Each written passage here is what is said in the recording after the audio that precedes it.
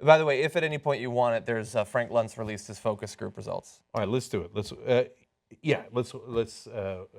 Yeah, so Frank Luntz's focus groups doesn't necessarily mean that that's what everybody around the country in terms of Republicans is going to think won the debate, but he just tweeted out he had a 25-person focus group, their picks for the winner. Marco Rubio, 0 out of the 25. No kidding. Nobody picked Marco Rubio. No kidding. Ted Cruz managed to get 6 of the 25. Not bad. So that's 6 out of 25. So that's 19 people left. So out of those 19, you've got John Kasich and Donald Trump. So there's 19 left. John Kasich managed to get 18 of those 19 people. What? Oh, whoa! 18. Can you believe it? Miracles! Trump got 1. Here comes Kasich out of nowhere. Okay. I thought he was going to get all 19. I thought Trump was going to get all 19. Yeah.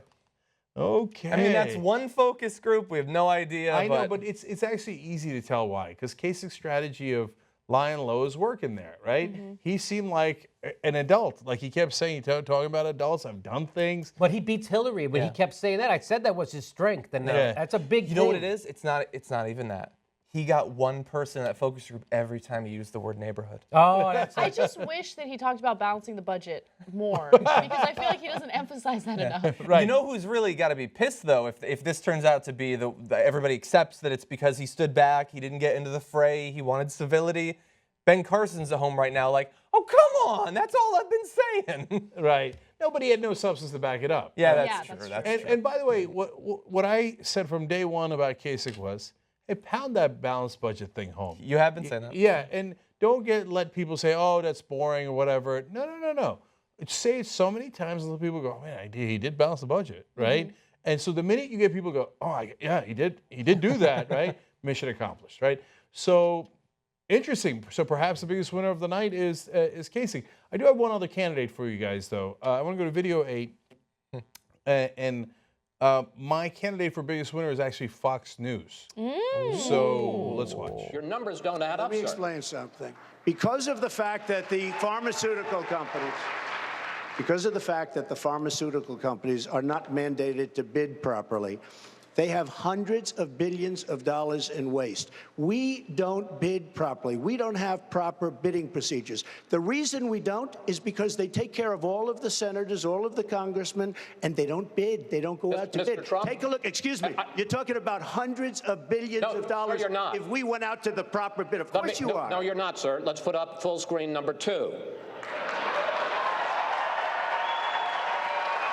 You say that Medicare could save $300 billion a year negotiating lower drug prices, but Medicare total only spends $78 billion a year on drugs. Sir, that's the facts. You're talking about saving more money on Medicare. I'm saying prescription saving drugs. through negotiation throughout the economy, you'll save $300 billion gonna cut the federal a year. deficit. And that's a huge, of course it is. We're going to buy things for less money. Of course it is. That the works only out. money that we buy, the only drugs that we pay for is through I'm Medicare. not only talking about drugs, I'm talking about other things. We'll save more than $300 billion a year if we properly negotiate.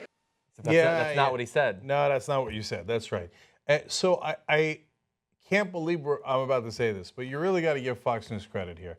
This has been the toughest debate out of any of them, a Democrat or a Republican, and they were tough but fair.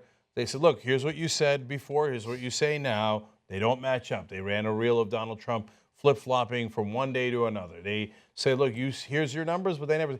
Isn't it amazing that CNN and the other news outlets don't have the guts to do what Fox News does to these Republicans and to say, your numbers don't add up? That is not true. They got to leave it to Fox News to correct Republicans in a way that the rest of the media is too scared to correct them on. True, but look, I give Fox News credit for challenging Trump, for finally challenging Trump aggressively. But they're doing it because they are part of the establishment. They hate Trump. They want to get rid of him. They realize that this isn't fun and games anymore. We're moving forward with the primaries, and he's dominating in them. And they realize, oh, maybe we need to do our jobs. I don't think they were as aggressive with the other candidates. Yeah. Well, I mean, they certainly weren't aggressive with Kasich, right? Yeah, they don't need to be. But no, they challenged Rubio and Cruz on some things, but did they challenge Trump more? Yes. Yeah. You're right. And it might be an ironic case here where yeah, Fox is still biased, but in this case, it's led them to doing good journalism and saying, look, your answers don't make sense, and I can prove it. And I just haven't seen any other moderator do that in any of these debates. Even when they attack Bernie Sanders over and over again, and we've shown you those clips, Cuomo attacks him, Anderson Cooper attacks him, Ballard attacks him, Chuck Todd. They all socialists, but they don't come at him with any substance. They don't say, hey, you know, here are your numbers. They don't add up. They have wild accusations about, how are you going to pay for that, right? Yeah. But actually, Bernie Sanders can't show how his numbers add up, and so they can't bust him on it. Yeah. Like, they never have any kind of substance. And here, Fox News had substance in attacking these candidates, and I think you got to give them credit for it. Shows you that Fox News actually does know how to do journalism when they want to. When they want to. Yeah. And it turns out all their omissions are intentional.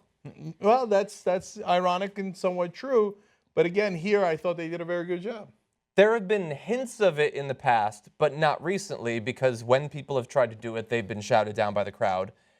When the guy, Ted Cruz, was talking about the 80-year tradition of not nominating, the guy came back and was like, no, I just want to correct the record. That's not true. Boo, boo. They all booed him. And back when the tax plans came out, I think it was Fox, said that one of the people's numbers were fantasy. Like, there's no way that you could actually generate enough revenue that way, and they got booed down. I mean, we definitely should give them credit for pointing out that you can't save $300 billion on something that costs $78 billion. Are you sure? But I'm not a great businessman.